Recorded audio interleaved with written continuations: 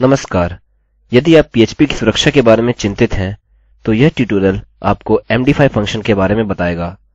यह एक पूर्व परिभाषित फंक्शन है जो स्ट्रिंग को एक MD5 हैश में बदलता है और आपको आपका डेटा सुरक्षित करने की अनुमति देता है।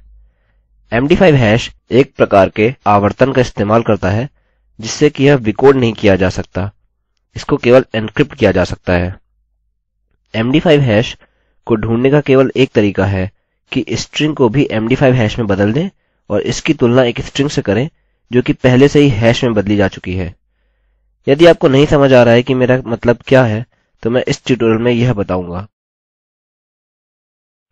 मैं स्ट्रिंग को पूर्व निर्धारक के द्वारा शुरू करूंगा। यह मेरा पासवर्ड बनने जा रहा है। मैं इसे यूजर पासवर्ड बोलूंगा और इसकी वैल्यू ABC होगी। फिर मैं यूजर पासवर्ड enc नामक एक नया वेरिएबल बनाऊंगा जिसका मतलब है एन्क्रिप्शन, और मैं मेरे MD5 फंक्शंस परिभाषित करूंगा जो कि मूलतः MD और 5 है। इसके अंदर कुछ भी हो सकता है, अतः आप कुछ भी दे सकते हैं जिससे आप यहाँ एन्क्रिप्ट करना चाहते हैं, किंतु अभी के लिए मैं अपना यूजर पासवर्ड वेरिएबल एन्क्रिप्ट करूंगा जिसको हमने यहाँ ऊपर परिभाषित किया है। और यदि हम केवल इसे एको करें, आप देख सकते हैं कि हमें हमारी MD5 एन्क्रिप्टेड स्क्रिप्ट की वैल्यू मिलती है जो कि यह है। आप देख सकते हैं कि यह 900 से शुरू होता है और मुझे लगता है कि यहाँ करीब 20 समान कैरेक्टर्स हैं। लेकिन जो कुछ भी मैं वैल्यू में भी बदलूं,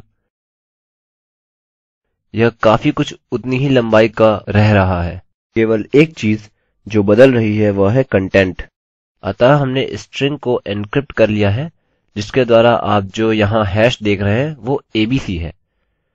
अब मैं यहाँ जल्दी से एक प्रोग्राम या स्क्रिप्ट बनाऊंगा जो उपयोगकर्ता से एक इनपुट लेने जा रहा है और यह जांचेगा यदि पासवर्ड ABC है।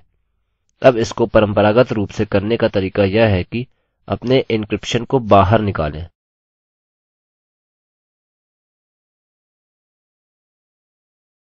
हम यह कहने के लिए एक सरल जांच कर सकते हैं, यदि पोस्ट पासवर्ड हमारे यूजर पासवर्ड के बराबर है तो कुछ करिए, अन्यथा कुछ और करिए। अतः उदाहरणस्वरूप आपके पास एक इनकरेक्ट पासवर्ड नामक एरर हो सकती है और यहाँ आप कह सकते हैं आपका पासवर्ड सफलतापूर्वक यूजर पासवर्ड से मैच हुआ है।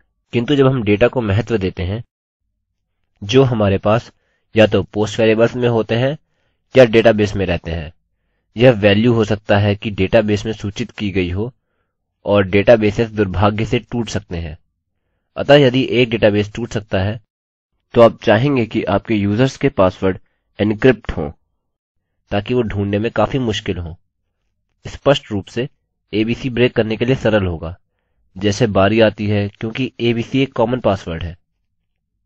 ABC को MD5 हैश में बदलकर आप इसकी अपने डेटाबेस में पहले से ही संचित MD5 हैश से तुलना कर सकते हैं, और यदि यह दो हैशेस बराबर होते हैं तब उन्हें पता लग जाएगा कि MD5 हैश ABC के बराबर है, जैसा कि बस साथ में शुरू होने के लिए वह पहले से ही हैश है। फिर भी हम क्या करेंगे कि हम इस वैल्यू को यहाँ लेंगे, हमारा यूजर पासवर्ड एन्क्रिप्टेड, और हम अपने पोस्टेड पासवर्ड की तुलना अपने एन्क्रिप्टेड पासवर्ड से करेंगे। अब वास्तव में हमें क्या करने की आवश्यकता है कि यूजर पासवर्ड enc की तुलना करने में सक्षम होने की जरूरत है। यह जैसा कि एन्क्रिप्टेड के लिए है और यह पोस्टेड पासवर्ड बिना एन्क्रिप्टेड के लिए है। अतः यदि आप पोस्टेड पासवर्ड का MD5 हैश लेते हैं और उसकी तुलना संचित पासवर्ड के MD5 हैश से करते हैं, हम अपने उपयोगकर्ता को पता करवा सकते हैं कि यदि उन्होंने सही या ठीक पासवर्ड एंटर किया है।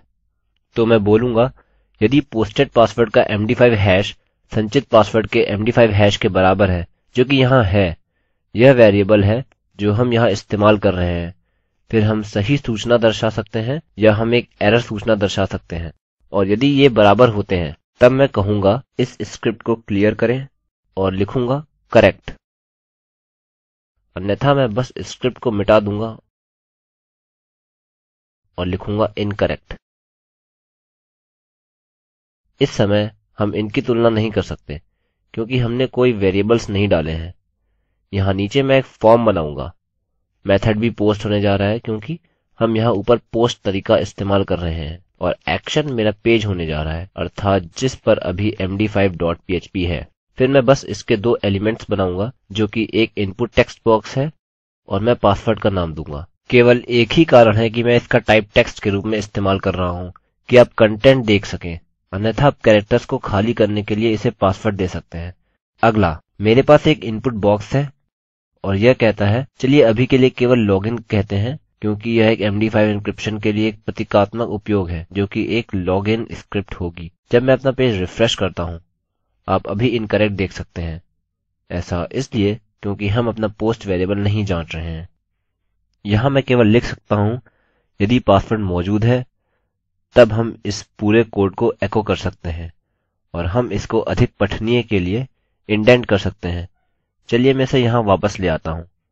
ठीक है, अतः यदि हमारा पासवर्ड जमा हो चुका है जिसका मतलब है यह फॉर्म इस वैल्यू के साथ जमा हो चुका है, फिर हम कहते हैं क्या एन्क्रिप्टेड पासवर्ड का md5 हैश अर्थात फॉर्म में जमा किया गया पासवर्ड जो कि यहाँ हमारा पोस्ट वेरिएबल है संचित पासवर्ड के हैश के बराबर है।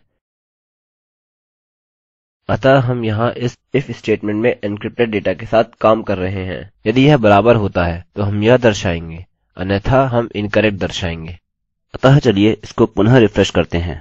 अब मेरा पासवर्ड abc है। अतः यदि मैं अपने पासवर्ड के रूप में alex टाइप करता हूँ तो आप देख सकते हैं कि हमें एक इनकरेक्ट एरर सूचना मिली है। यदि हम अपना पासवर्ड abc टाइप करते हैं जो कि सही है, आप देख सकते हैं कि हमें करेक्ट सूचना मिली है।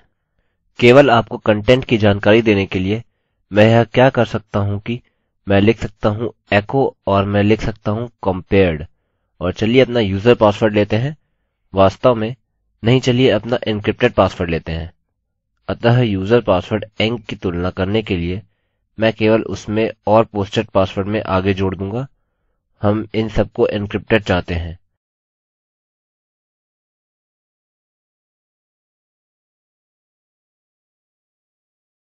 अतः यहाँ मैं md5 टाइप करूँगा।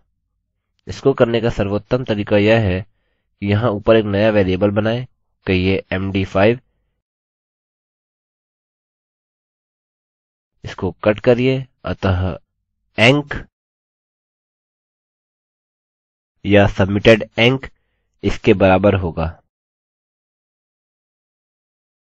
फिर यहाँ हम अपने वेरिएबल्स को केवल बदल सकते हैं।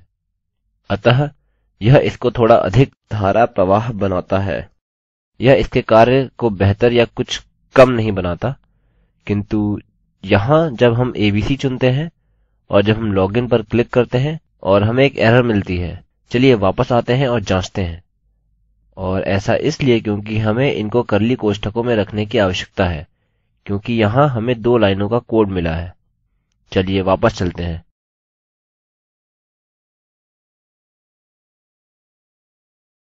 बैक पर क्लिक करिए, abc चुनिए और हम यहाँ इससे तुलना कर रहे हैं। चलिए इसे यहाँ अभी ब्रेक करते हैं ताकि हम देख सकें कि क्या हो रहा है। ठीक है, अतः हमने यहाँ इससे तुलना कर ली। आप देख सकते हैं कि यह बिल्कुल समान md5 हैश है, हालांकि यह यहाँ संचित पासवर्ड है और यह पासवर्ड है जो हमने जमा किया है। अतः आप देख सकते हैं कि हम अपने जमा एन्क्रिप्टेड से अपने संचित एन्क्रिप्टेड तक जांच कर रहे हैं। इसके अनेक लाभ हैं। आप इसे डेटाबेस में उपयोग कर सकते हैं। जब आप एक यूजर को डेटाबेस में दर्ज कर रहे हैं, पासवर्ड को एन्क्रिप्ट करिए, फिर उसे संचय करिए। यदि आप एक पासवर्ड के लिए लॉगिन फॉर्म में जांच कर रहे हैं तो लॉगिन फॉर्म में उपयोगकर्ता द्वारा दर्ज पासवर्ड को एन्क्रिप्ट करिए और उसको डेटाबेस के एन्क्रिप्टेड पासवर्ड से जांचें। अतः आप देख सकते हैं कि इसके अनेक उपयोग हैं और यह वाकई में निर्धारित करने के लिए सरल है। आपको केवल यहाँ एक md5 फंक्शन की आवश्यकता है। अभी आपको md5 फंक्शंस पर बस इतना ही जानने और इसे प्रयोग करने और इसे अपने फॉर्म्स में कैसे लागू करें यह जानने की आवश्यकता है। ठीक है, देखने के लिए धन्यवाद। मेरे पास कुछ अन्य सुरक्षा ट्यूटोरियल्स हैं जो आने वाले हैं, अतः उनको देखिए। मैं रवि कुमार IIT बॉम्बे की ओर से अब आपसे विदा लेता हूँ।